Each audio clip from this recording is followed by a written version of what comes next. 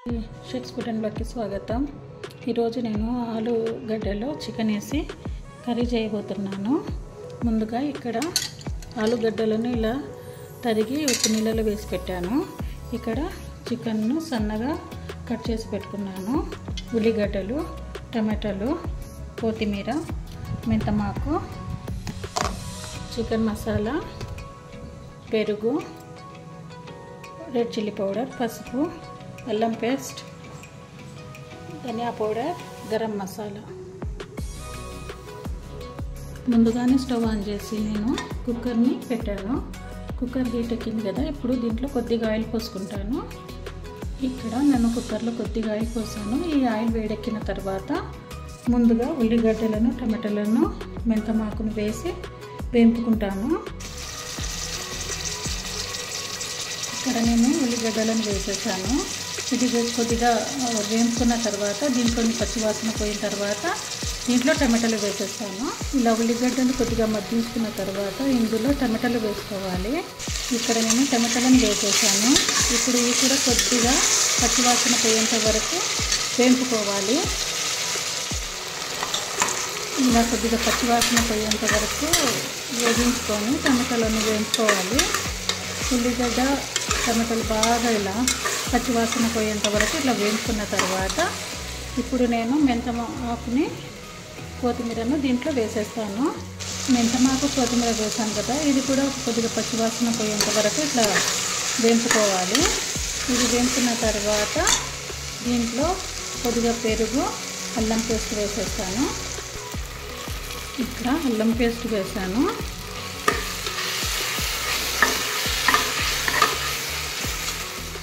అల్లం పేస్ట్ వేసాను కదా, ఇప్పుడు పెరుగు వేసుకోవాలి. ఇక్కడ పెరుగు వేసాను కదా, ఇప్పుడు ఇందులో ఉప్పు వేసి మసాలాలన్నీ వేసి బాగా వేపుకోవాలి. ఇప్పుడు నేను ఇందులో 2 స్పూన్ల ఉప్పు వేస్తున్నాను.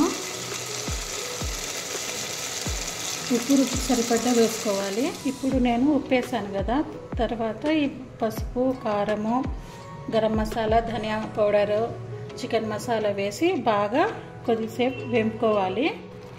ఇక్కడ నేను మసాలాలన్నీ వేసేసాను. కారం కూడా రుచికి సరిపడా వేసుకోవాలి. ఇప్పుడు నేను ఇక్కడ ఈ మసాలాలన్నీ బాగా ఇలా వేపుకున్న తర్వాత ఇందులో చికెన్ వేసేస్తాను. ఈ ఆలులో మటన్ వేసి చాలామంది చేస్తారు. చికెన్ వేసి చేస్తారో లేదో నాకు తెలియదు, కానీ నేను వేసి చేస్తాను.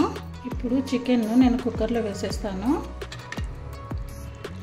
ఇక్కడ నేను చికెన్ వేసేసాను. దీన్ని బాగా మిక్స్ చేసుకోవాలి, అంత కలుపుకోవాలి. కలుపుకున్న తర్వాత దీంట్లో కొన్ని నీళ్లు పోసి ఆలుగడ్డలను వేసి మూత పెట్టేస్తాను. ఇక్కడ నేను నీళ్లు పోస్తున్నాను కొద్దిగా. మనం మూత పెట్టక ముందే ఒకసారి ఉప్పు, కారము రుచి చూసుకోవాలి. ఏమైనా తక్కువైతే ఇప్పుడే వేసుకొని కలుపుకొని బాగా మూత పెట్టి 3 విజిల్స్ వచ్చేంత వరకు లో ఫ్లేమ్లో లేకుండా హై ఫ్లేమ్లో పెట్టుకోవాలి. ఇక్కడ నేను కట్ చేసి పెట్టుకున్న ఆలును కూడా కుక్కర్లో వేసేస్తాను. ఇక్కడ నేను కట్ చేసి పెట్టుకున్న ఆలును కూడా వేసేసాను కదా. ఇప్పుడు దీన్ని బాగా మిక్స్ చేసి అంటే కలిపి ఉప్పు, కారం ఏమైనా తక్కువ ఉందేమో చూసుకొని మూత పెట్టేయడమే అండి. ఇలా బాగా కలుపుకోవాలి. ఇక్కడ ఉప్పు, కారం అంతా సరిపోయింది. ఇప్పుడు నేను మూత పెట్టి హై ఫ్లేమ్లో పెట్టి 3 విజిల్స్ వచ్చేంత వరకు దీన్ని బాగా మెత్తగా ఉడికించుకుంటాను. ఇక్కడ నేను కుక్కర్కి మూత పెట్టాను. ఇప్పుడు ఇది 3 విజిల్స్ వచ్చేంత వరకు హై ఫ్లేమ్లో పెట్టుకున్నాను. 3 విజిల్స్ వచ్చిన తర్వాత స్టవ్ ఆఫ్ చేసేస్తాను. ఇక్కడ నాకు విజిల్స్ వచ్చేసాయి. ఇప్పుడు నేను స్టవ్ ఆఫ్ చేసేస్తున్నాను. ఇప్పుడు నేను కుక్కర్ మూత తీసి చూస్తాను ఆలుగడ్డ చికెన్ ఉడికిందా లేదా మెత్తగా అనేసి.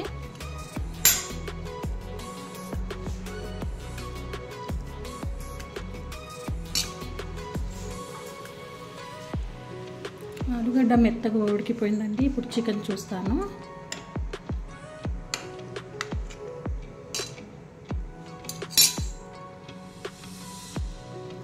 చికెన్ కూడా మెత్తగా ఉడికిపోయింది.